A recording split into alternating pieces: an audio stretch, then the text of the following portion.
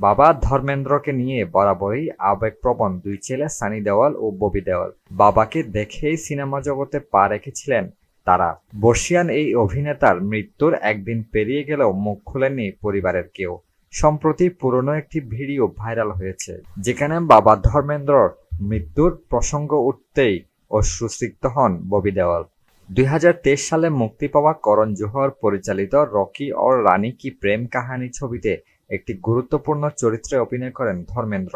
এ প্রসঙ্গে ববি দেওয়াল জানিয়েছিলেন, ছবিতে তিনি তার বাবার মৃত্যুর দৃশ্যটি দেখতে পারেননি। দৃশ্যটি শুরু হওয়ার সঙ্গে সঙ্গে তিনি সিনেমা হল থেকে বেরিয়ে গিয়েছিলেন, কারণ তিনি তার বাবার মৃত্যু সহ্য করতে পারতেন না। এই ছবি মুক্তির আগে করণ জোহর একটি স্পেশাল স্ক্রিনিং এর ব্যবস্থা করেছিলেন। ববি বলেন, আমি কিছুতেই বাবার মৃত্যু মেনে নিতে পারবো না। তারপর থেকে কখনো রকি और রানী কি প্রেম কাহানি সিনেমাটি দেখেননি ববি। প্রসঙ্গত, মুক্তির অপেক্ষায় রয়েছে ধর্মেন্দ্র অভিনীত শেষ সিনেমা 21। এতে অমিতাভ বচ্চনের নাতি অগস্ত্য নন্দার বাবার চরিত্রে অভিনয় করেছেন তিনি। ছবিটি চলতি বছর ক্রিসমাসে মুক্তি পাবে।